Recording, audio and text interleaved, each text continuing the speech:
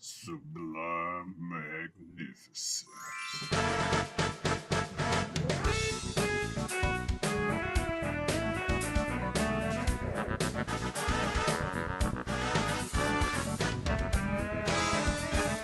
Hey guys, you know who it is, what's going on, when it's happening, where it's at, and why we're here today. How you do it? It is I, the sublimely magnificent Big Ducky himself, Omari Ellis Feo Grande on YouTube, back with another episode that this guy hasn't seen. And as usual, I am joined by my co-host and runner mate, one of my best friends in the world, El Director himself, Bill Smith. What's up, Omari? Yes, thank you for having me back as always. I love doing it. Doing this, this is the favorite, this is my favorite thing that we do, sharing these things back and forth. One guy has seen, one guy hasn't. We tend to fall into some patterns here on this show. A bit. Tend to hit some rhythms. Um, Maybe do some revisiting of themes here and then. Yeah, Uh, once in a while. one of your favorite themes of what I can bring to the table recently, or our whole series, Yeah, has been the magic of Jean-Claude Van Damme. indeed. Which I was shocked that you had not Yeah, really at all dipped your toe into. Yeah, as was I, in all honesty, because yeah, the more movies we see of his, the more I'm like, yeah, I'm surprised I didn't see these when I was younger. Especially if we already talked about Bloodsport and Kickboxer before. And during those conversations, you were like, "Oh, you haven't seen shit." When it comes to John Claude, notes for later, and I believe you dipped into said notes for later for this week. Yes, I have a list. I have a list that we can go that we refer to on occasion of just things we've talked about that I have logged of movie titles that I can bring up every now when it's my turn to offer something. And it is filled with lots and lots of movie titles. But then it has one thing on there that will never be checked off, and it just says Jean-Claude Van Damme because you've never seen any movie, and he has a lot of them, and they're almost all worth putting on this show. So yeah, we'll be here. I mean, this show will go until we're 50, just on us doing Jean-Claude Van Damme films every 4 months. Um, yes, this week we are watching Time Cop. Omari, when I didn't have my little bit ready, so what do you think about Time Cop? What did you know about it? Nothing. I think Time Cop, and my head goes to the arcade game Time Crisis, which has nothing to do with time, at least time Was that the one travel. with the pedal Yeah. that you released and Yeah. you either To stood come up out from of cover cover. or Yeah. came into cover? Okay, yeah. Yeah, that's a fun series with its own recurring villain, Wild Dog. Shout out to Wild Dog. Anyway, Of course, you know um, the lore and details of Time Crisis arcade game. but I knew that that wasn't what this was gonna be. But as far as expectations, it's like, well, it's called Time Cop. Time travel and policing it more than likely have something to do with this story. I wasn't exactly sure where it came from, but I'm like, the title's pretty self-explanatory. But Did yeah, I allude that it was hitting on our reoccurring theme yes. last week? Okay, I was specific about that. So, Time Cop from 1994. Max Walker, an officer for a security agency that regulates time travel, must fend for his life against a shady politician who's intent on changing the past to control the future. It is directed by Peter Hames. It is written by Mark Verheiden and Michael Richardson. But it stars Jean-Claude Van Damme, Mia Sara, and Ron Silver. Um, so, let's see. I selected this because of everything that we just listed. Um, At What year did it come out? Sorry, I missed it. 1994. 94. Okay. Oh, makes sense. And so, yes, I have seen this a billion times because I've seen almost every Jean-Claude Van Damme film, or at least the ones from the 90s reverse, a billion times. So what you hadn't seen this, you didn't know, but you knew it was Jean-Claude Van Damme, so a certain level of expectation probably exists. You Yeah. want to just get into straight into Let's just get into talking about first the movie. expectations or first Yeah, first reactions receptions? and stuff. Yeah, now Yep, we say it all the time, but the opening credits really do set the tone for when the movies come out. correct. You know, whether it's just a like the fucking 40s or something like that. This was just blue text, black screen. The font is like, yeah, you see the font and you're like, oh, 90s action film. Like all you got to do is see directed by Peter Hames in the font that they chose, and you're like, oh, 90s action film. Like it's that simple. It really is. It really is. It's insane how like I think last week when I was trying to choose which Jean-Claude Van Damme film, I was debating between two films. I am 95% sure that this is the exact same font that they use in that film. Even the titling of the movie on the poster may be in this font. It is so 90s action. I wonder if those people who look for like anachronisms in movies and shit, if they think about that kind of stuff, like if the people go see a movie theater in this time period of this movie, they're like, that's not a 60s opening. That's not like a 90s. That's not a 90s font. This ain't like you gotta be real stickler if you're an anachronism seeker. But just like I wonder if that's one of their things because it should be anachronism seekers. Yep. It's that. But that said, I kind of expected the machine guns with the little opening scene with the guy just being like, "Give me that gold." I didn't expect him to sound like lasers. But I Pew pew expect, pew pew pew yeah. pew. But yeah, I'm like, okay, that's exactly what it is. And then we cut to the dude presenting the idea, and just these people are such like character types. Oh, time travel. Well, beat me up, Scotty. Like, so it was pretty much a lot of stuff that's expected. What's his name when we first hear him on the screen? John Claude. His voice is too recognizable. Like him trying to sneak up on his wife. You should just always. And like it's another trope of this era of films with him and like Schwarzenegger and stuff like that. No explanation of him obviously not being American. Like you'd think if based on the script and the words, this is just like American apple pie, local sheriff. But he has he has a Belgian accent and Yeah, or yeah. They always just hint at it with like one line, but that's about it. Like this one, she's like, "Well, with your English, I'm surprised he understood anything," right. and they don't touch it ever again. They're like, "Yes, we get it. He has an accent. Moving on." But yeah, when he stopped the robber, the Right. fucking foot, read it. Wolverine between the lines. Anyway, between the lines. I'm like, oh, okay. I was expecting him to kick the shit out of the dude. Well, Like, yeah, that's out of that. we're showing him we're showing that at this point in his life, he is the ultra good guy. He is the such a good guy that he doesn't even beat up the bad guys. He charisma checks them into being a better person.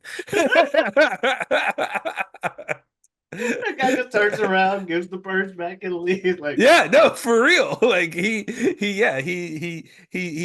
changes that man's life. He changes his point of view on the world. That's how good of a person he is before the inciting incident. yeah, Is what that scene's supposed to be carrying across. yeah. And then as we're building up to the exciting incident, the wife's like, "Can I tell you something?" I'm Mia like, Sara, who I only know from Ferris Bueller's Day Off. okay, I'm about to say, I know I've heard that name, Mia Sorrow. I don't really know what else much she did, but I mean, she was I mean, Ferris Bueller's Day Off is a huge film, Yeah. and she has a big part in it. And then I don't know, it's interesting, but not doing bad work here or anything. But yeah, she's just Jean-Claude's love interest, who's spoilers gonna die soon. Yeah. The second she's like, "Can I tell you something?" I'm like, "Oh, his wife is preggers," and like I thought because I like to guess these things rather than read the synopses. So I'm trying to see where it's going. Like, oh, can I tell you something? So the wife is preggers and likely won't exist unless he fixes the time shit. Whatever the time shit's gonna happen in this movie. I did not expect exactly how that was gonna go. Where they immediately get attacked in the house. She's like taken upstairs. He's trying to fight people, gets on the lawn, and the house fucking explodes. Wife dead. And I'm like, oh, not even, oh, I gotta protect my wife existed. Nah, she just done. And it's like time passes. I'm like, okay, I guess it's a vengeance story now. And we cut to the fucking 20s, so we got all that scene.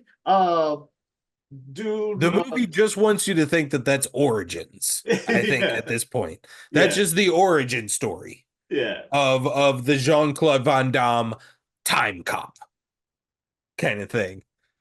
yeah, because they just kind of fast forward to the past.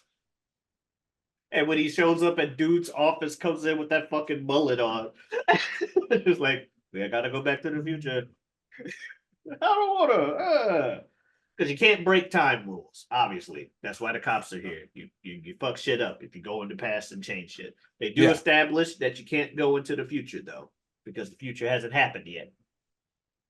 So it's like, I always think it's cool when things with time travel try to set those kind of rules so it doesn't get too fucked up. Uh-huh. They're like, okay, you can't go, like, if some things are like, you can only go forward in time, you can't go back. That way I don't have to worry about time changes. This was like, you can't go forward, you can only go back and return to where you were. So that's it. They have their whole little thing. Dude calls in guys to fight him, and the dude's like, I went 10 rounds with so and so. Who the fuck is you? But yeah, that whole scene going to the dude jumping out the window and the time reverse and everything. And I'm like, wait, there's an evil senator? Okay, well, the chief's definitely working with the senator. He just said 80% of the department's on his side. So I'm like, oh, the chief's definitely working with this motherfucker. I was wrong about that. Who I was right about, though, was the internal affairs individual who showed up. I'm like, I don't trust her. I heard that 80% of this department is under Macomb's thumb. I don't trust these people. And sure enough, when they go back into time, she betrays him at the goddamn factory. Right. Yeah, because, yeah, at the end of the day, it turns out the movie's about trying to stop a senator who's going back in time to raise campaign funds so he can run for president. Yep. Like, he could just make some money and just be rich and super rich and just, paid lawman for whatever and never be that guy from behind the scene. You know what I mean? What happens in real life. Right. But he decides, no, I need this to be my campaign funds because I want to run for president. But I want people to vote for. Like, it's weird how it's supposed to work. Like, just because you spend a lot of money on your election doesn't necessarily mean you win, buddy. Yeah. No, yeah, he's gotten himself to senator and doesn't really see that next jump in him. So he's goes back to like old young or to past young congressman him, and like, yeah, basically grooms him into being a slightly better, richer politician so that he could then be president. is our is our main crux, is our main driving force of our villain of this film.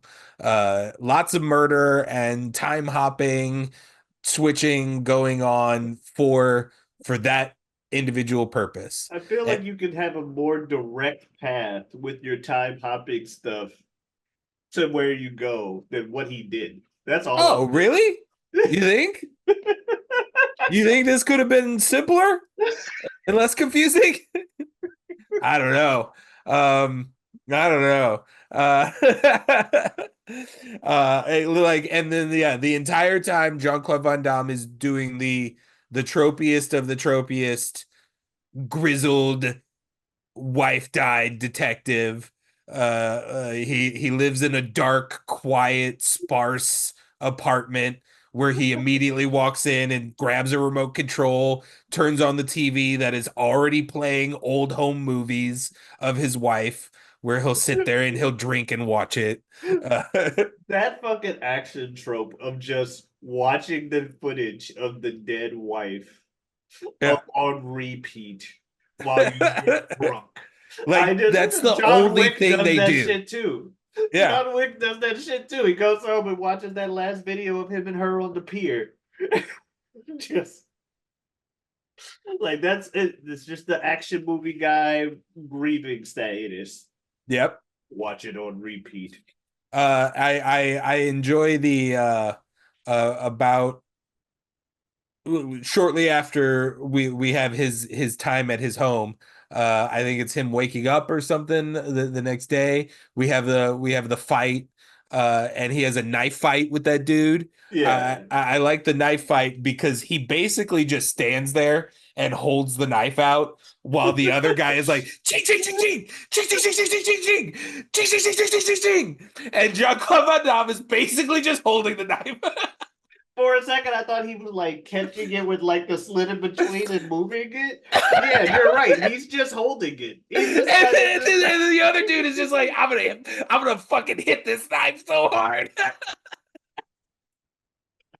and then the fucking like Not split. a great fight, like full exposure here. Like one of the reasons why this is the third or fourth Jean-Claude Van Damme film that I've selected is it's fun. It's a fun ride, but it is like the least fighty of the Yeah, Jean-Claude. Like it's a lot more gunplay than Jean-Claude Van Damme normally does, and very little fighting.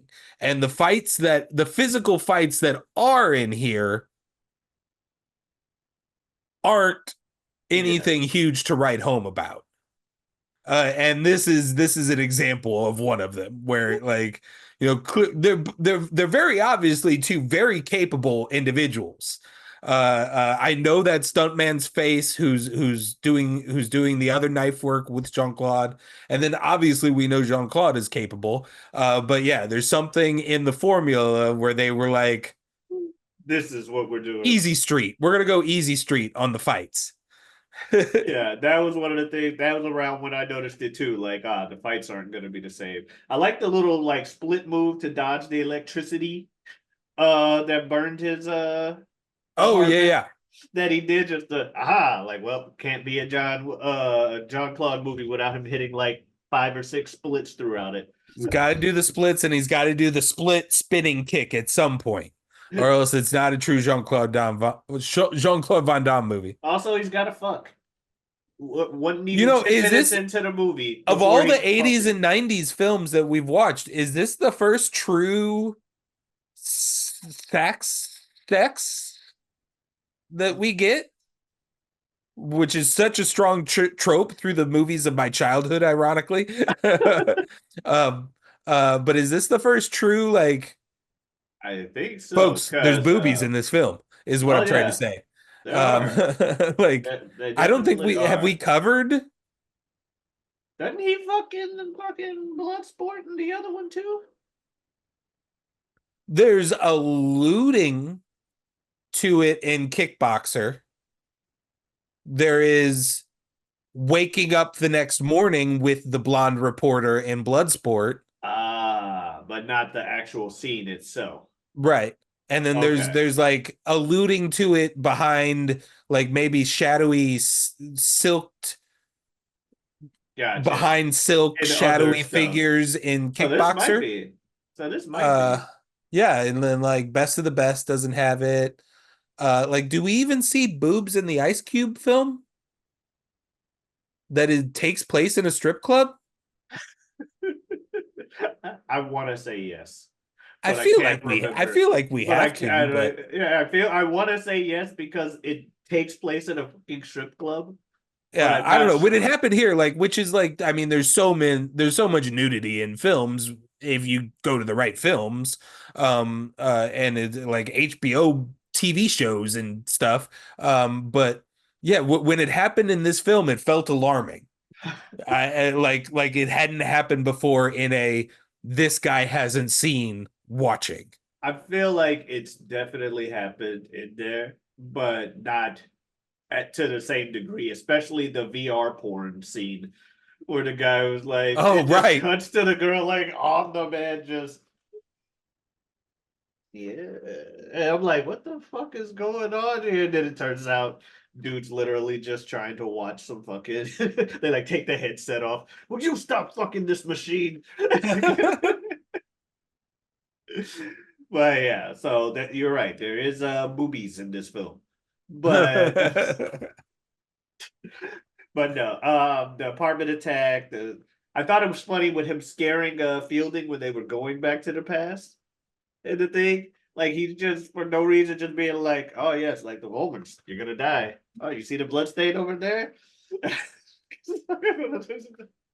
Like, damn, he's just so his character, like I guess after that kind of origin, who wouldn't be? But he's like so like off-putting to just everybody, just kind of Yeah. like early on, just man, I don't fucking care, man. I don't want you in this car with me right now. Yeah, I work alone. Yeah, Like it's so true. I mean, they even like they even have the like the captain, like the damn it, blah blah blah. You're too reckless. I'm putting you with this partner. Like you're off the it case. just happens to be time cops, but they're still just all the cop tropes of this time. They're just inserting them in a sci-fi universe. But other than that, it's just following all the cop tropes. The young partner eventually will betray, like you said, we're kind of setting that up. She keeps referring to this family that's so important to her. She's always looking a little concerned, a little worried.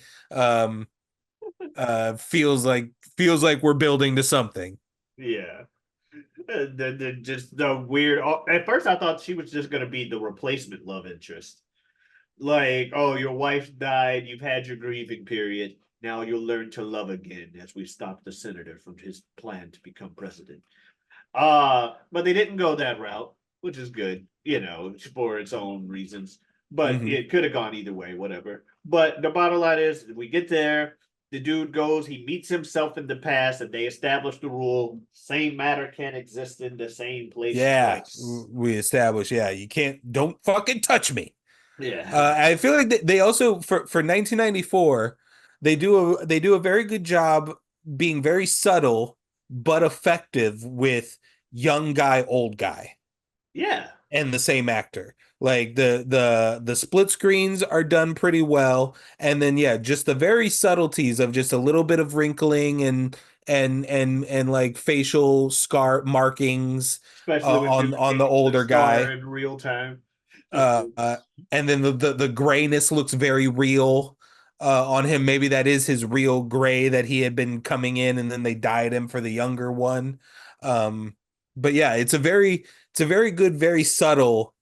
This is same two men 15 years apart from 10 years apart from each other is pretty solid. yeah. And then what's it, especially with I think it's funny with John Claude would have having like the mullet for the older version and then the John Claude classic for the young. Yeah.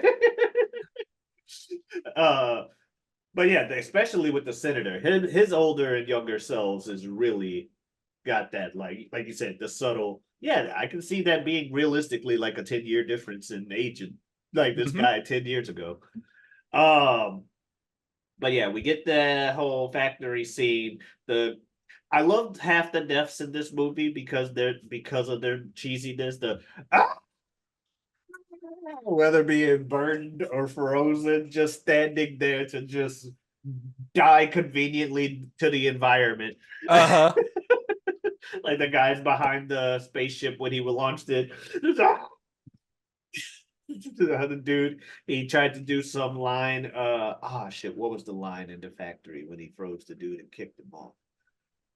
I forget, but it was some fucking action film ass line. And then the Right. other guy, and then the senator comes up like, "You should have told him to freeze." um, so that was fun. We eventually get him going back to the future and being like, because he kind of fails in that mission due to the Fielding betraying him. So he goes Right. back, and now dude's the front runner to win the presidency. It's all but a lock. He's got too much money. Now you can't stop him. He created the data chips that made him rich, a billionaire. Oh, okay. And his chief isn't as close with him friendship wise either, for whatever reason.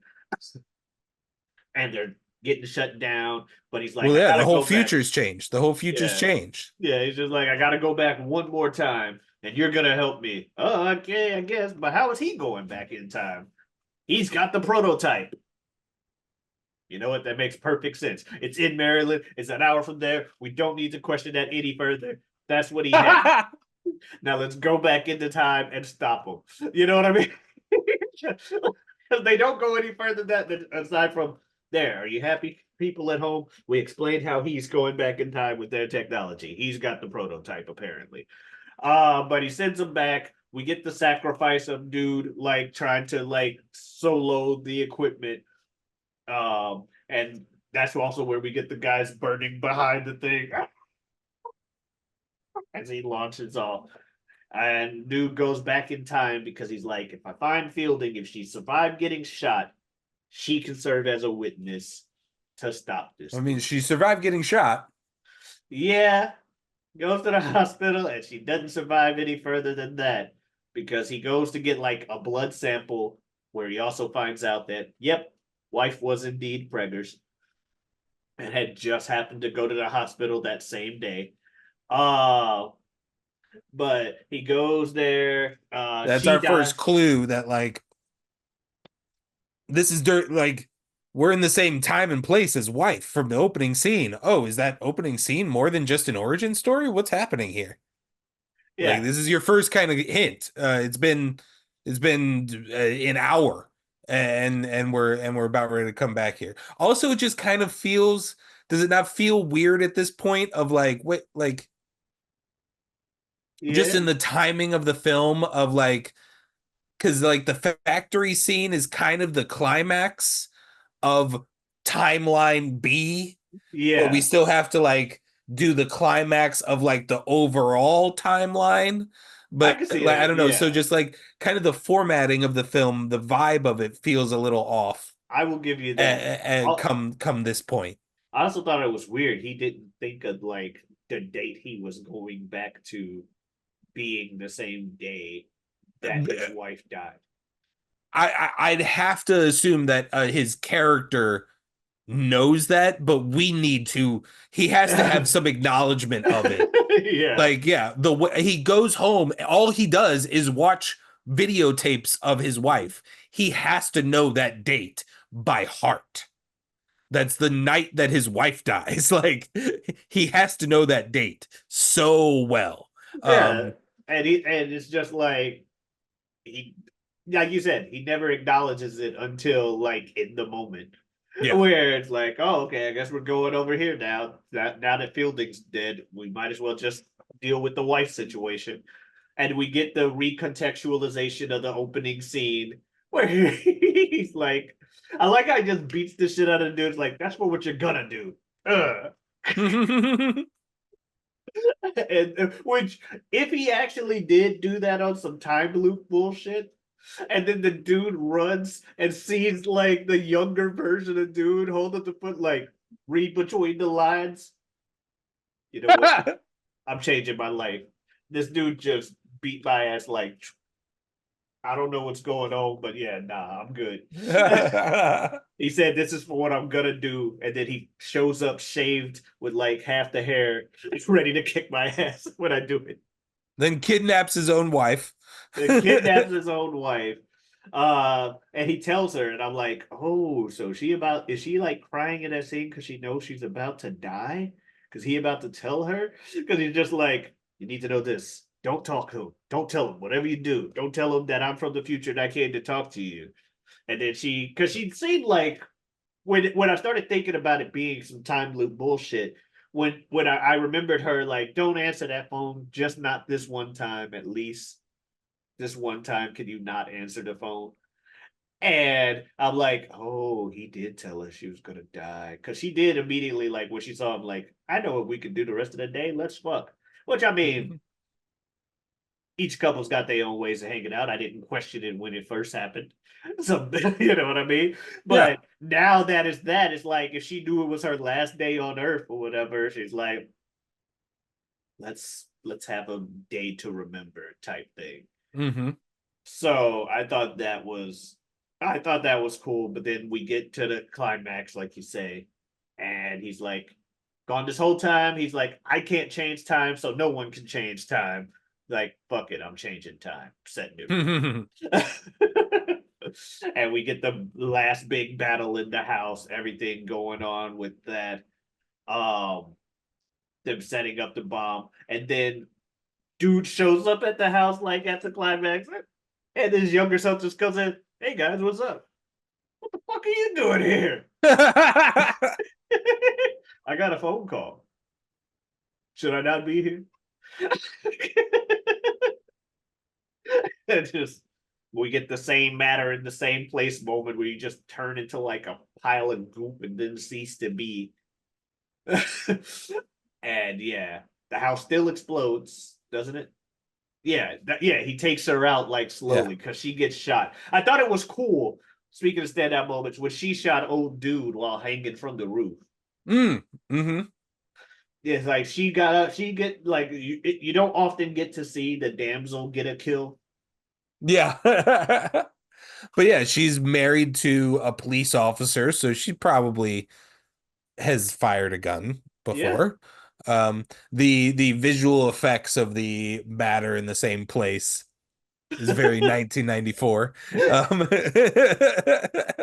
Very 1994. that definitely takes you out of it a bit, just like oh, okay, but it's not like ruining or anything. But it's just like you said, it's very much a product of its time. But yeah, I like that the slow motion running out the house five, Yeah, four, I three, believe two, based on the one. slow motion and cutting back and forth to the clock, Jean-Claude Van Damme picked her up on the second floor, ran down the stairs and out the door in like 3.8 seconds. So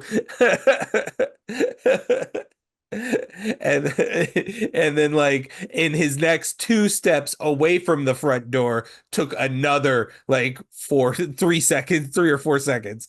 But yeah, he did the entire stair run according to the cutbacks in Olympic level sprinter amount of time. Yeah, uh yeah, but then we have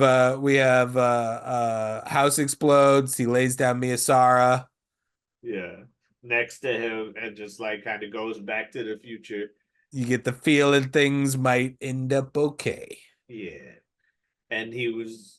I like how cautious he was, and also creepy. Just because he's like talking to people, I'm like, it would actually be very creepy to like to live in like a time cop universe and know that hey, this guy just came back from the past and he's acting weird. What happened? What happened? What happened? Why Yeah, you acting weird, man? more people should be like the second he gets out of a time cop car, you should be like, why are you giving us funny looks? Why are you giving us funny looks? Yeah, Just happened. yeah. And he walks up, he's like, "Where's Senator McComb? Who? You mean the motherfucker that died 10 years ago? Why are you asking about him after coming back from your mission 10 10 years years ago. ago?" And then he walks Anyways. past, yeah, walks past Fielding. He's like, aha, so. Do I know you? I guess not.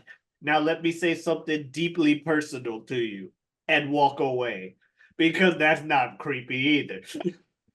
you just you're a time cop. I know you travel. You just came back from a mission. What the fuck did you see?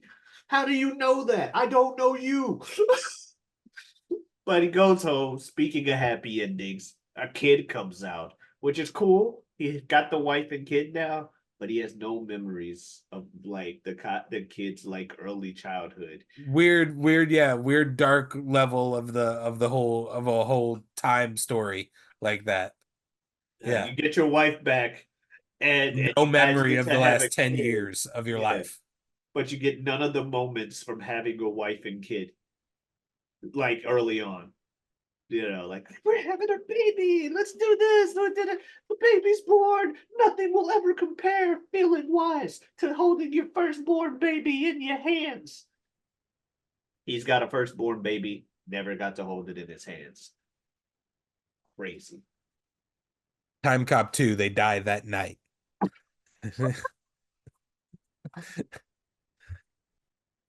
His wife and his son. So fun. I love it. But yeah. Oh shit. Anything else that we need to touch on for the movie? I think that's it, buddy. What you Oh, in the grand scheme of Jean-Claude Van Damme movies, what are you thinking? of the three we've watched, I'm gonna put this at the bottom. Um, that said, I think you hit the nail on the head when you said it's a fun ride. It's a fun ride. It is the least fighty of the John Claudes, but it's so tropical and in its presentation that I can't help but enjoy it. It's not the best movie by any means. I think I was watching it on Peacock and they were saying like the tomato meter had it at like 40% or something like that. So from a critical standpoint, if I gotta, pinky out critics, I'd put it like maybe 50, 60, but not, but I love it. Popcorn Yeah. score, little popcorn bucket should be higher, I think, because that was only at like 36. That should go higher up. Mhm. But yeah, it's that. I think it's a more audience based thing than a critic based film. Yeah, that's this movie for me is it's more of a yeah, like you said, it's extremely very tropical, and it's bad in fun comedy ways and not bad in a this isn't fun to watch way. And it's not necessarily all bad. It's just there are things that are goofy or weird choices or very very 90s decisions Yeah. that are just easy, that end up being entertaining because of their choice. And I think that's this film. Otherwise it's not. This isn't a good film. Oh This yeah. isn't a good I movie. sorry. I did forget the future cars with the 80s or 90s housing. The juxtaposition of the buildings all looking like the product of the 90s, but you got these future self-driving cars because it's supposed to take place in the 2000s. Yeah.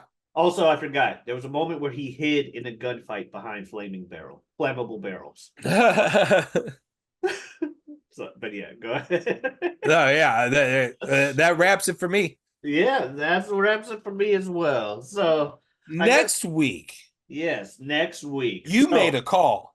yes, because watching this, as you mentioned, we have a theme that's happened like at least once a season now, where we got the John Claude Van Damme movie going on. Yeah. And doing this just made me get an urge for something else that we have on this channel. Another running theme that we do about once a season, where you and Yeah. we step into a territory of it that's unknown to both of us, but we loved it every step that we've taken. So we're gonna go. Speaking of favorites of ours, a favorite of mine, as of this channel, is a director named S.S. Rajamouli. And I was like, man, I feel like it's time. I'm getting the itch. We need to go with another Roger Mooley film. And after talking about it, I think ironically we both came to the same conclusion separately from one another. We're going to watch Magathira. Magadira! Yes. And that'll be next week's episode. Looking forward to it. Roger Mooley films have always had, I mean, what, we're 3 for 3 now? Or something like that? Can we The go slapping. 4 for 4? Let's go. Yeah, so that's if you want to watch us talk about, speaking of 3 for 3, we get 3 topics every Saturday that we talk about with sports on our show. You don't watch sports. 3 topics, bring a little information to your casual sports conversations where your guiding light to receive that is sports talk. We also have on Mondays mock draft, where we draft various things, make up various teams using various things. It's very fun. Check that out. Wednesdays, we got the Whatever We Want podcast with me and a good friend of mine, good friend of the show, and channel Super Jazz. Super Jazz! That's right. We talk about just that, whatever we want on As Wednesdays. nature intended. Yes, as nature intended. Thank you. I far be it from me to skip on the way nature intended. You are correct. But yes, we talk about that, whatever we want. I also have a Twitter and Twitch at Giotavi. That's Giotavi. Come on in, stop on by. My internet's been fixed, so I should be streaming more often again. So yeah. That's all I'm really gonna say about that. You got anything else you want to say to the folks? No. All right. Well, thank you guys so much for watching. We'll see you next week with Magadira. Adiosness.